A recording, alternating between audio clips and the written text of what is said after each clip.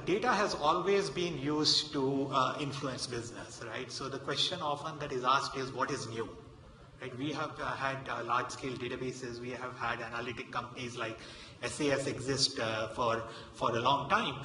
And so the question is, what is new? What is technologically new and unique that makes this a new era in big data analytics?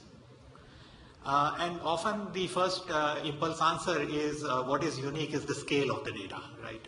For the first time, we can collect and manage very large volumes of data. But to me, that is just the starting point. And if you dive into the big data space, there are two unique factors that are influencing how technologies are being built in big data that have never existed before. And if you understand these two factors, you can build the right technologies, the right algorithms to leverage big data efficiently. And the two factors that, in my opinion, are very interesting. For the first time, we are able to store and manage all kinds of data on a single platform. Previously we needed different kinds of platforms for different kinds of data. We needed a relational database for relational data. We needed a search engine for text data. We needed an XML database for XML data and so on. Now, for the first time, we are able to store all kinds of data on the same platform. And even better, for the first time, we are able to do all styles of analytics on the same platform. So previously, we used to have separate platforms for SQL processing. We used to have separate platforms for statistical analysis using the SAS servers or R servers. We used to have different platforms for XML processing, different platforms for text search, text analysis. Now, for the first time ever, we have programming frameworks and modules where we can process different kinds of analytics on the same platform. Now, the confluence of these two factors is pretty dramatic and it is pretty unique, right? And so one has to think about how do you enable, what are the right paradigms, what are the right primitives, and what are the right APIs in which you can store all kinds of data and run any kind of analytics on the data that is stored on the same platform. So to dive a little bit so that I can expose this intuition to you, let's consider all kinds of data that sit on the platform, right? So what I'm gonna do is build your intuition using this simple graph. So on the y-axis, I plot how much business value you have extracted from the data. And on the x-axis, I'm going to denote the different kinds of data that are available in an enterprise. So in any enterprise, we will have data such as transaction data. We'll have data such as interaction data about Apache logs and website clicks. We'll have data about reviews that people write about products. We'll have data about the customer themselves, which might be semi-structured, lots and lots of fields. We may know or we may not know about individual customers. We may know something about social data. We may know about messages they send to each other and so on and so forth. These are all very different kinds of data. They don't have the same structure. They don't have the same meaning embedded in them. They're independent of each other. And so if you were to inspect each of these data sets, they have value that is independent of the other data elements.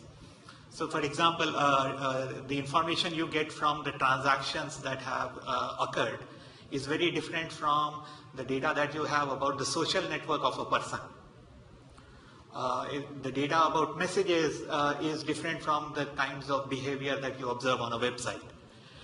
Now, even more interesting value can be built if you are able to mix and match, play one data set against the other. Suppose you can mix and match social graph data with the messages that people send to each other.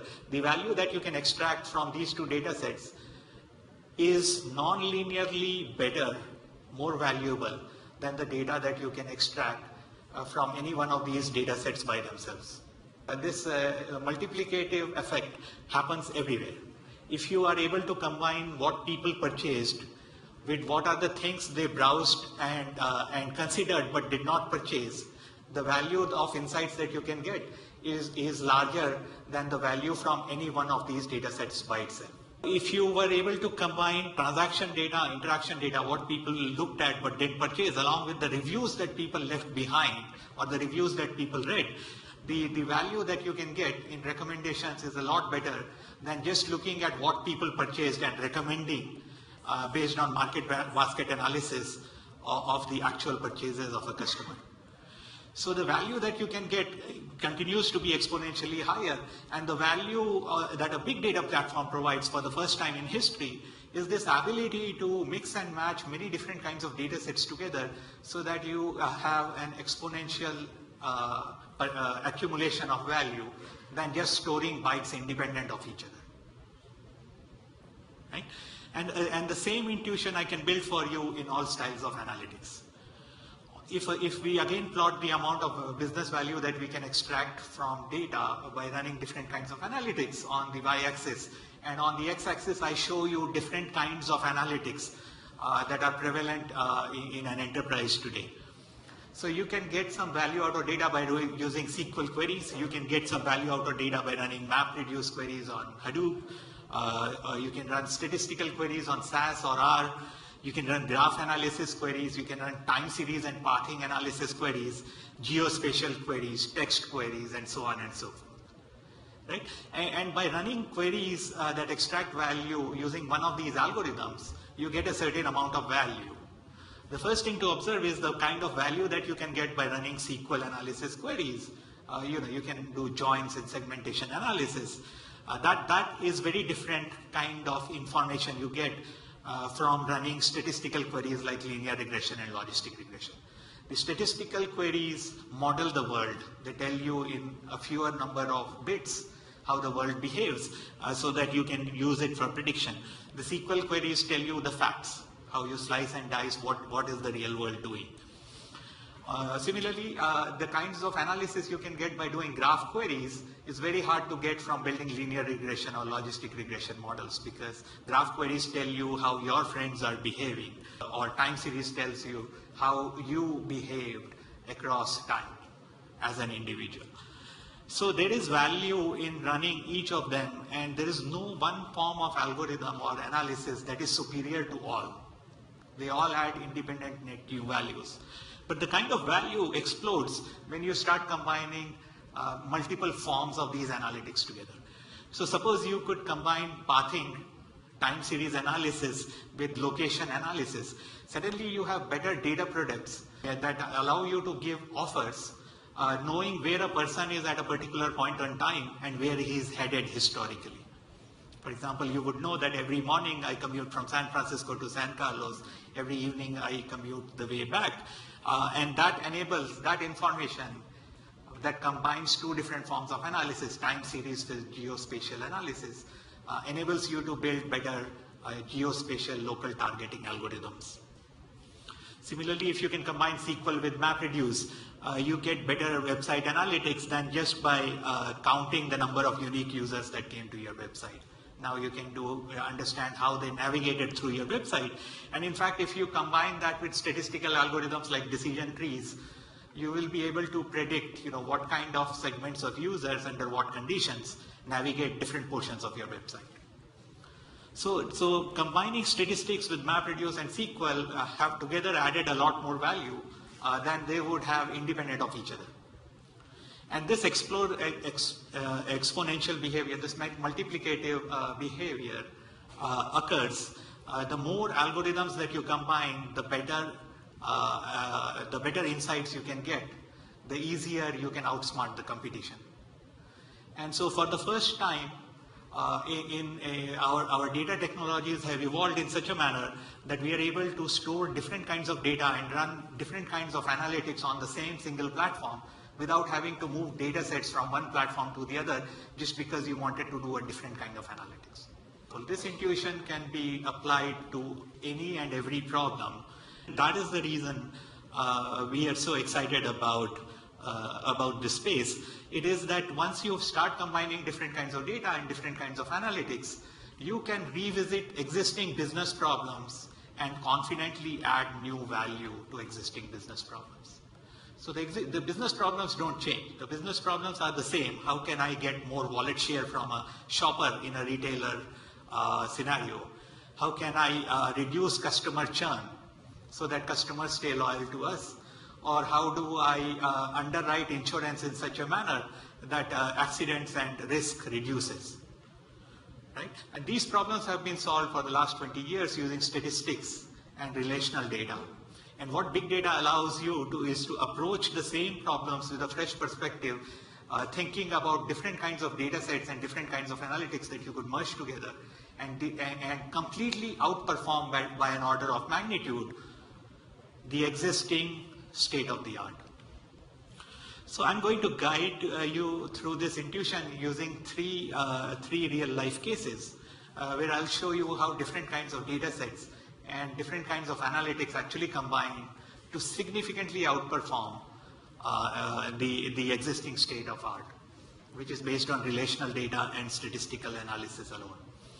And these are real cases. These are cases that we have helped our customers solve at Teradata Aster. And so these are not theoretical bookish cases. These are things that we are seeing that are giving ROI today. So let's start with the first use case in insurance. And the intuition is that now we are able to put devices in cars so that they can not only give you information about the routes you should take, but also guide you in such a manner that your risks of accident decrease, right? And so you might have seen the city spending a lot of money and putting boards up which say accident-prone area, drive slow.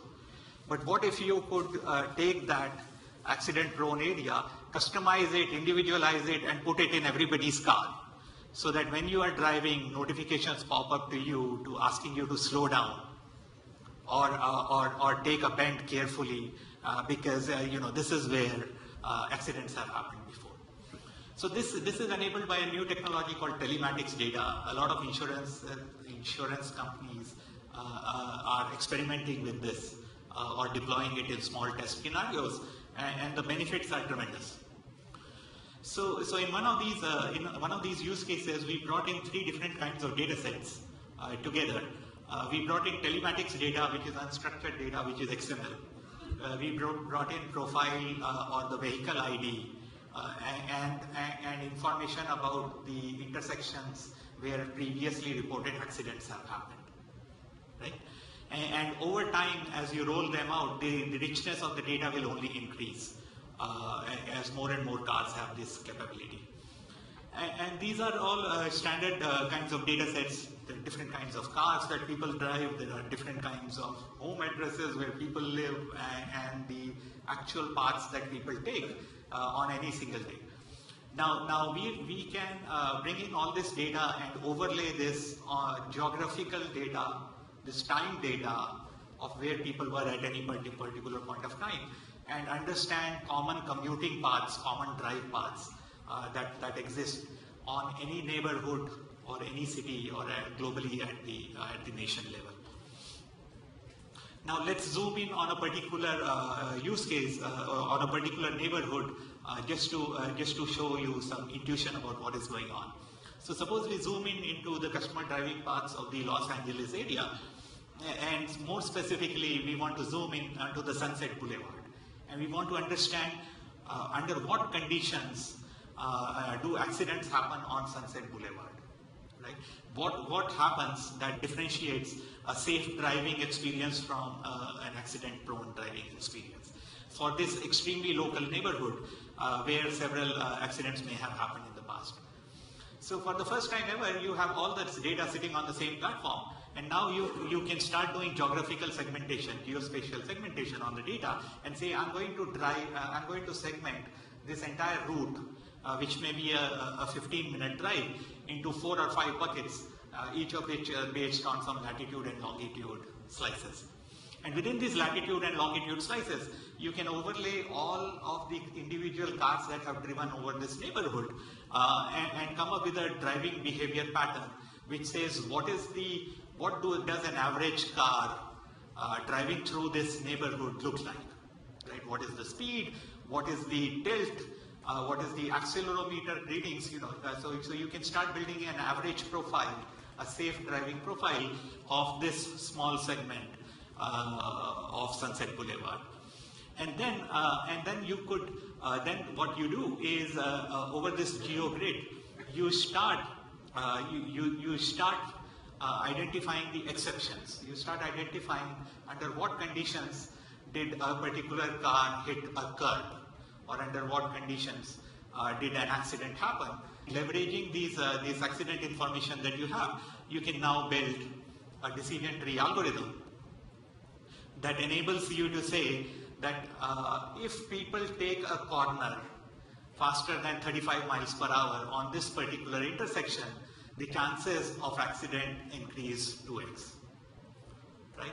And to understand that observation, that if people take a corner faster than 35 miles per hour, the probability increases 2x. What you're doing is you're combining statistical analysis with geospatial analysis to understand that this decision tree applies only to this particular geolocation. Now these kinds of analytics would have been amazingly difficult to do at this scale. Or what you could have done is take sample small data sets, run some geo encoding on one server, export it to a statistical server which is sitting somewhere else to run the decision tree algorithms. But because of this data movement between platforms back and forth, these kinds of applications would have been toy examples. You could not actually build a profile for every neighborhood, for every city in the entire country, right? And for every car which is going through that neighborhood. The only reason this is enabled is because we have sat down and solved the technology problem of how to bring different kinds of data sets together and do different kinds of analytics on the same platform.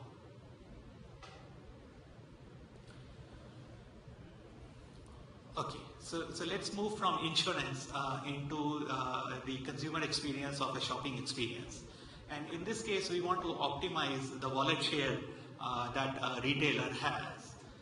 So that the customer base it has are loyal, they keep coming back to the retailer to make more and more purchases as more needs arise in the consumer's life. Now, so in this case, here's an example where we brought in 3 different kinds of data sets together. We brought in online browsing behavior, which is Apache log format, web server format kind of data, to coexist with what people actually purchased, which is relational data, and a lot of information about catalogs and hierarchies of grocery products, and within grocery products you have milk and butter and all these other kinds of things. This is a catalog hierarchy. You bring some amount of hierarchical data into the platform, and now you want to understand what are the shopping behaviors of people and how can I be a better business serving my customers in a better manner. So one of the common themes that has been very hard to do in business is this concept of attribution, right? Something happens, some particular kind of event happens, you want to do time series analysis, you want to walk back with the customer across his experiences over the past 30, 40 days and understand what were the sequence of events that caused the customer to take an action.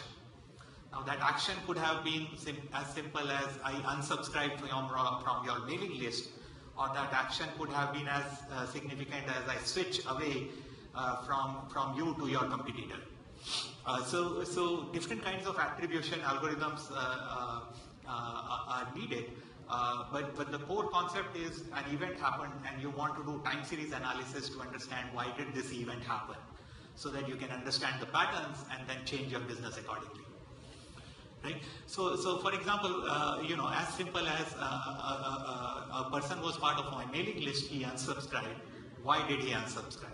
Is it because I'm sending too many emails to him? Is it because I'm sending irrelevant offers to him?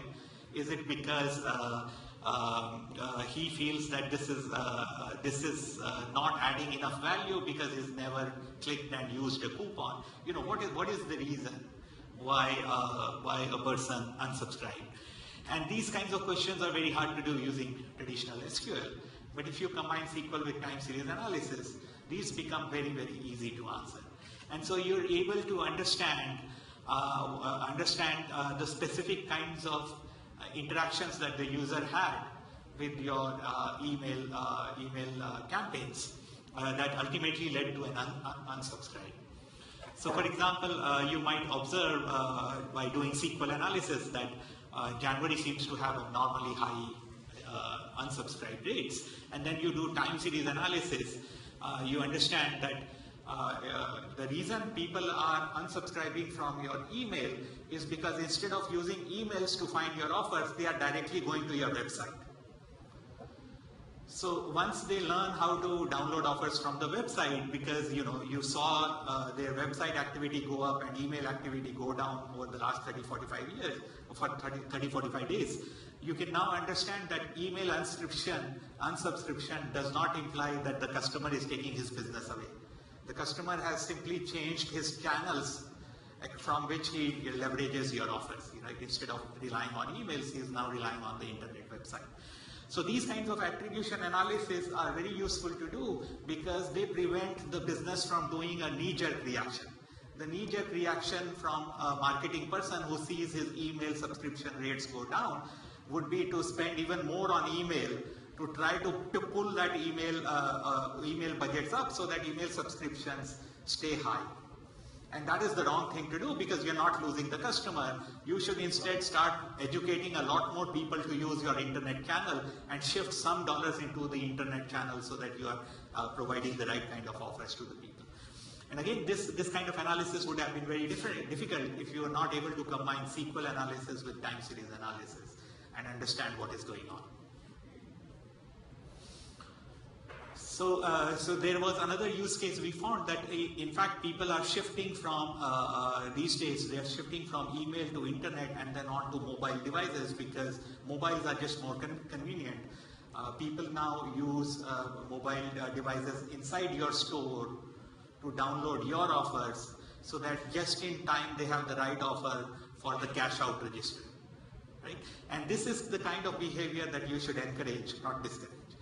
And so the right kind of budgeting and analysis helps you move the business a lot better than if this kind of big data analysis were not there. So this big data leverage of different kinds of analytics is phenomenally successful in building better affinity analysis models. And this has traditionally been done on relational data using market basket analysis, which is a very simple form of data mining algorithm. But this kind of analysis can be exploded even further if you are able to combine market basket analysis with graph analysis. Right? So if A and B are bought together, you put an edge between A and B, and on the resulting graph that results across all the millions of items that a traditional retailer provides, you can build a very rich graph which has edges that encode the information that these two products were bought together. And then you can do interesting cluster neighborhood analysis algorithms on graph to understand which clumps of things which baskets of things actually have a higher probability of getting sold together instead of just this pairwise correlations. And in fact, you can use graph algorithms to generate personalized recommendations. And there are phenomenally rich graph algorithms available now to customize the ranking based on an individual vertex. Looking at the graph from a particular vertex point of view, you can now build very strong personalized recommendations. And again, this is possible today because in the same platform, we are able to combine statistical algorithms. People who bought this also bought that with graph algorithms, which are sensitive to neighborhoods and to particular individual vertices. These completely outperform the traditional statistical only algorithms by a factor of 2 to 3. And the final use case that I wanted to share with you in the same vein is around churn detection. Now, churn detection is a very important problem in businesses. In any business that has subscription-based pricing, and these would be your cell phone plans. These would be your savings account, your consumer banks, where you have a saving account where deposits are made from your paycheck every other week. or these could be banks who own mortgages with you, or credit cards with whose credit cards you own, so that these guys get business, small business, on a monthly basis, and so their advantage, their incentive, the business incentive is to keep customers loyal to the business for a long period of time. The longer they can give you service, the longer they have revenue flowing from each customer. And this has been a well-studied problem forever. People have built amazingly sophisticated statistical algorithms to predict who is about to churn, so that they can respond proactively to the person who's about to churn with better offers. And so the ultimate challenge that I feel is in big data is to approach this customer churn problem that is so well studied for the last 20 years and say, can we add net new value to this business problem? And the answer is that what we found was it was almost trivial to add value here. Within a couple of weeks, we are able to find as much as 25% to 30% more churners than had been predicted by the most fine-tuned customer churn statistical models. So how does this work? So here, in this case, here's an example of a customer where we brought in 3 different kinds of data sets together on the same platform. We brought in call center data of people calling in and complaining about a particular service that they had received. Their online browsing data to understand what are the products that people are looking at on your website, and actual brick and mortar store data of people walking into the local bank and doing transactions like ATM withdrawals or understanding the product offerings from a branch manager. So 3 different kinds of data sets were brought together, and then we ran certain interesting multi-genre analytics on top of it. And the pattern that we wanted to see is if we looked at all these interaction data across any of these 3 channels, instead of relying on statistics, all of these businesses have very sophisticated statistics models, and we wanted to see, can we complement statistics with a different form of analytics to predict churn. So the methodology that we chose was, can we use time series analysis to understand where a customer is in his life cycle and understand if there are common patterns that repeat that will indicate whether a customer is about to churn or not. So the approach was to generate patterns of time series behavior that exist across all customers, across customers who have churned, to categorize these patterns and then filter and score the top K, the top 10, the top 20 patterns that are good predictors of churn.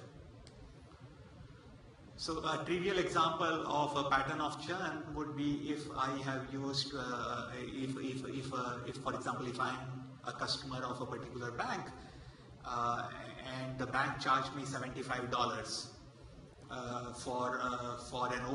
an overdraft fee, even though I had deposited the check the same morning. Until the check is credited to me, it typically takes about 2 or 3 days, right? And around that time, somebody came in and charged some amount of money to me, and that resulted in an there being insufficient funds in the account, and so the bank imposed a $75 fee on me. So I get very agitated. So I write an email on their website saying, please remove this $75 fee. I've already deposited the check. Now the internet customer care manager would come back and say no. So what I do is then I call the call center and say, talk to an actual human and say, can you please reverse this fee? The call center manager says no. And then finally, I still get frustrated. I walk into the branch manager and say, please, I've been a loyal customer with you. Please reverse this $75 fee. And I get a no from that channel too. And so at this point, I'm extremely frustrated. And so I take my business away from the bank and go to another bank which will treat me better. Right? This is a pattern that can be easily found using time series analysis, because across time, here is a stable pattern of me as a consumer asking for a fee reversal and getting a no back, and then asking for it again and getting a no back, and then asking for it a third time and getting a no back, right? At that point, the probability of me churning goes very high, even though I have been a loyal customer for a long time. So this pattern can be revealed using time series analysis. This pattern cannot be revealed by building a decision tree or a linear regression model, unless you were explicitly modeling this repeat rejection of fee reversal requests. So to discover this kind of insight, it's very easy to do time series analysis, and hence we thought, why don't we run pattern analysis across time to understand if there are these repeating patterns that can predict a customer is going to churn. So indeed, we ran the time series function, the algorithm that we have to identify churn paths. For all people who churned, look back into history across the last 30-45 days and find all common events that happened across multiple customers that would form a pattern, like the fee reversal pattern that I talked about, that would lead to a churn. So we found a lot of these patterns, and as is normal, we then ran a scoring analysis against it to understand whether this is a customer we actually want to save or not. So we used SQL joins to say, here's the customer ID, what is the lifetime value of this customer? And if the lifetime value of this customer is high, we actually want to save that customer. If the lifetime value of that customer is low, we don't want to save that customer. In fact, we would be happy if the customer took that business away to our competitor. All loss-making customers should go to our competitor. All profitable customers we should retain, right? And so not only using time series analysis, but using SQL analysis to differentiate between customers we want to save, increases the business value from running this analysis. Our business value is to maximize profit. Our business value is not to minimize customer churn. We want to maximize profit by preventing customer churn, right? And this kind of analysis is only possible if you are able to run SQL and time series analysis on the same platform.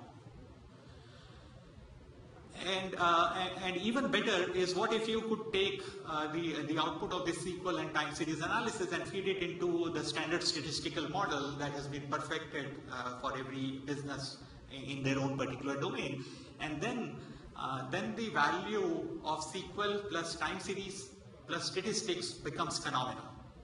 So in fact, when we did that, we found that within 2 weeks, just within 2 weeks, we were able to predict 50% more churners, from 50 to 60% more churners that had not been predicted at all based on the traditional statistics only method, right? And this gives you the intuition of the different triangles that I was talking about. And the value of saving even these small set of customers is huge. But just by saving, even if you assume that you can only retain 10% of these customers who have been predicted to churn, who would have churned otherwise, the annual value quickly escalates to $500,000, and over 3 years, this is $1.5 million. And this is only on, predicting 3,000 customers. If you ran it nationwide across different store locations and so on, the value would be significantly higher. So I think that is the promise of big data. The promise of big data is to come back with a fresh perspective on existing business value and add tremendous new insight. And technically, this new insight is being added not only because the scale of the data is large, not only because we can store a lot of data, but for the first time ever, we have invented technologies where we can efficiently store different forms of data on the same platform and slice and dice the data using different kinds of analytical algorithms. But this observation that there is power in multiple forms of data and multiple forms of analytics coexisting on the same platform, our experience as this repeats across all industries, across all verticals. And that is the reason big data is a phenomenal step in the technology stack that everybody should embrace. Thank you.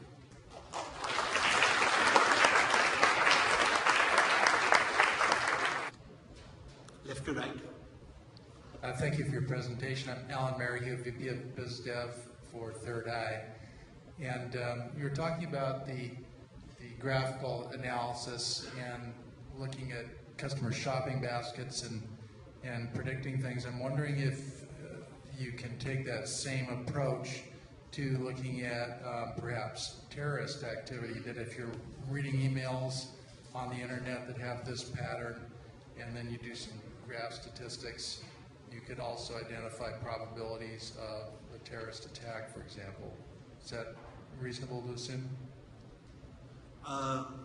So I don't have personal experience about those kinds of analysis, but I would think that this insight of running multiple forms of analysis and getting fresh perspective on connections that had not been found before applies to each and every business and each and every aspect of society, whether it be government for terrorist, anti-terrorist activities, or be anti-smuggling and anti-drug analysis, or other forms of analysis. Absolutely, I'm very confident I would bet for it with my last dollar.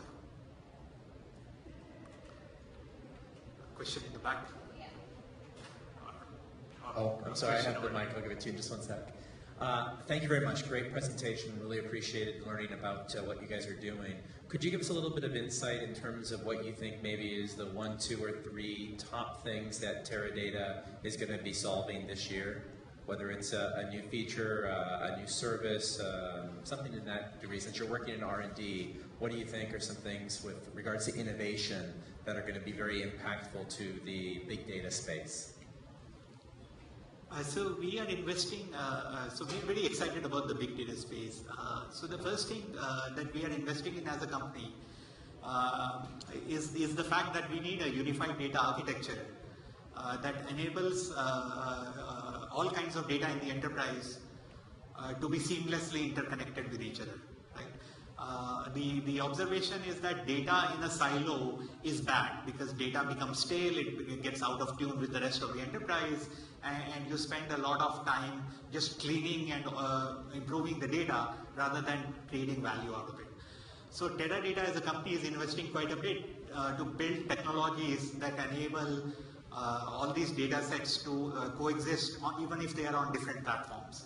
So Teradata powers an enterprise data warehouse, and we are investing in technologies so that we can move data to a Hadoop platform and bring data in from a Hadoop platform, move data to the Aster platform, bring data in from the Aster platform, so that data can flow seamlessly irrespective of the platform where the data is being stored.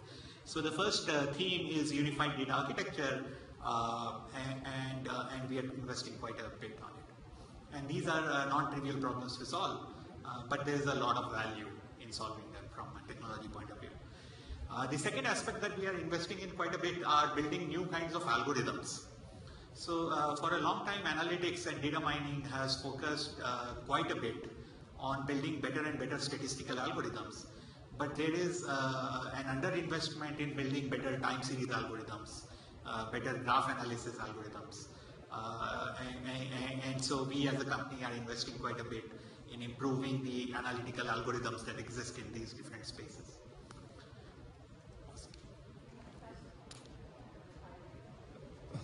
Mr. Bawa. Hi. Hi, my name is Amar and I'm a senior project manager with Infosys. So my question is that how Teradata Aster architecture is different from the normal mapper or Cloudera distributions. Like a traditional problem in this big data space is to make a SQL-enabled data store. Okay. So are you trying to compete with Cloudera Impala, or you are trying to give a platform which will get data from different data sources and give a unified analytics platform? Awesome. So Hadoop is a general purpose compute platform that has a file system and a very open API with using MapReduce, on which different kinds of these processing engines like Impala or Stinger or Thales, all these different processing capabilities can be enabled. So our point of view is that Hadoop is very good And in fact, neither Teradata nor Aster competes with Hadoop. In fact, we have included Hadoop in our product portfolio so that we can provide our customers the right architecture under the unified data architecture framework, right? So if a customer wants an enterprise data warehouse, a Teradata product can be used. If the customer wants a cost-effective general purpose compute platform, Hadoop is the right platform. And if you want to run discovery and analytics, we provide Aster. So our focus is that Hadoop is a general purpose compute platform. It's a fantastic technology and we embrace it. And our goal is to build specialized platforms that do certain kinds of workloads very, very well. So Teradata solves enterprise data warehouse workloads very nicely. Impala cannot even come close to the kinds of complexities that can be solved on Teradata. These are 2 orders of magnitude difference, even though marketing may have you believe differently. And so Teradata is the choice platform, specialized platform for EDW, and Aster is the specialized platform for discovery and analytics. We provide algorithms and analytical capabilities that mix and match different data sets that are orders of magnitude better than the general purpose Hadoop stack. So our point of view is that everybody will deploy Hadoop. And then to solve business problems, they might use an enterprise data warehouse, which is Teradata, or a discovery platform, which is Aster. And these are different from competing with Hadoop. These are completely different use cases.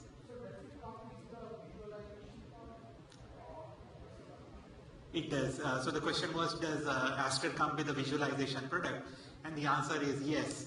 We have strong partnerships with Tableau and MicroStrategy to do certain kinds of visualizations. And for new kinds of visualizations like graph, like time series, the Aster product has inbuilt visualization capabilities so that it can show you these patterns across time and graphs.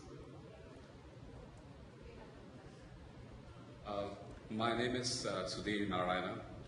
I'm an independent consultant. Thanks for the great presentation.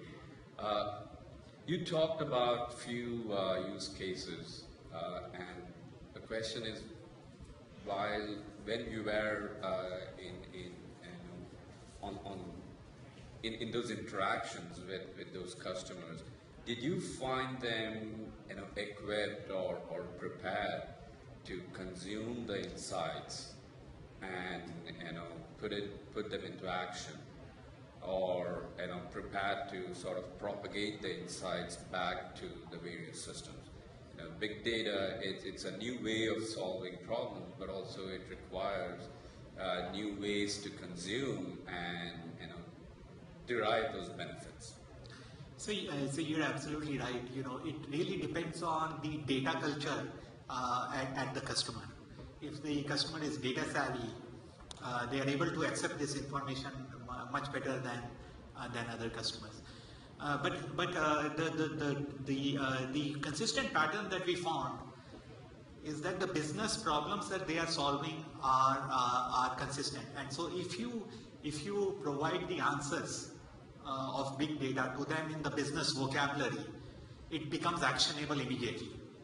A better customer churn model, predicting a customer who's about to churn, it doesn't matter which algorithm you use, as long as you give them the churn customer ID and the customer profile, they are able to leverage the business levers that they already have, like sending emails, sending offers, reviewing fees, policies, and stuff like that. So they have the business levers. We, as technology providers, have to cover the gap so that the output of big data technologies is revealed to them in the language of the business. When we are able to do that, we succeed. When we are not able to do that, when we continue to only talk about map reduce and this algorithm or that algorithm, independent of the business context, then we have much less impact on business. My question is, do you have algorithms around photos and videos where you can mine photos and videos? So we don't yet, but that would be a fantastic opportunity if anybody has products or intellectual property in that space. we would love to talk to you about that. And this leads me to the next point I want to make. Teradata has a program by which we are encouraging other people to build these algorithms and intellectual property and products. And we will embed them inside the Teradata platform and inside the Aster platform, so that we can then jointly provide a better solution to the end customer. So we really invite you, if you're a technologist and you understand how to analyze and leverage the data better than we do, or better than anybody in the world does, you should come talk to me. We are very interested in enrolling you into that program. And Mayank, the question is, when you're doing this big data analytics, what kind of infrastructure bandwidth does big data analytics take? For example, if you engage with a bank, and if you have to cover a large bank with 2,000 branches and you're analyzing data constantly, and like Tom Siebel mentioned, petabytes of data, what kind of infrastructure would be required to basically mine that kind of data? What kind of fiber connectivity you would need and stuff like that? So can you give us some insights into that? Yes. So there is so most of the businesses, most of the global 3,000 businesses have a lot of infrastructure already enabled that enables them to collect data from the front office and flow it into the back office. So the net new investments that are needed to improve the IT stack are typically the rollout of the clusters of Hadoop or the clusters of Aster, so that you can bring the data into the Hadoop environment and from there into the Aster environment, or into the Aster environment directly. So I guess the net new infrastructure that is needed are these connectivity pipes that enable data to aggregate into a few locations. So I have a quick question, Mayank, and we understand that this is a time of big data, and it is there, and we are learning about big data technologies, getting skilled and all. But at the same time, if we look at what's the market segment, what's the forecasted revenue in the market segment in big data, various components of big data. So recently we read that Wikibon published these numbers. In 2017, the forecast for SQL databases is 2.9 billion. But for NoSQL databases, it's 1.9 billion. So it's not that NoSQL databases, the segment is bigger than the structured RDBMS world that we've been living in. So what's your thought on that? So RDBMS, or current generation of databases, how would it support big data in future? So yeah, so the observation that I have across the last 6-7 years is that relational database market keeps on increasing at double-digit percentages. For every year, even across the recession of 2008-2009, the relational databases market keeps on growing, and it will keep on growing, independent of the NoSQL movement. We definitely at Teradata have are seeing consistent increases across quarter-on-quarter, year-on-year, and so on. What is happening is people are finding out that there are these new kinds of analysis and new kinds of insights that generate new kinds of applications that are being deployed on new kinds of infrastructures, like Hadoop, like MongoDB, and so on, right? So these I don't think they are eating into the relational database market, but they are creating a new market segment by themselves, much more significantly. And the interesting observation that I have is that in a few years, I think this technology distinction of SQL versus NoSQL will go away. If you think about Hadoop, people are spending incredible amount of effort and investment in building SQL layer on top of Hadoop, right? And the same kind of investment will happen on MongoDB, on HBase, on Cassandra, all of these things, because the technology differentiation is not the language. It's not whether it's SQL or not SQL. I think the technology differentiation is deeper in the workloads. What algorithms and what optimizations do you have in different platforms? So I believe that overall this will all merge together in a big data market, and relational databases will have a significant portion of the big data market. And these new kinds of platforms will also have their own market share. So I don't think relational databases are going to go away. They are a very strong technology, and people are investing in them quite a bit to build new kinds of features. And customers will continue to find value from those features. Thank you so much, Mayank.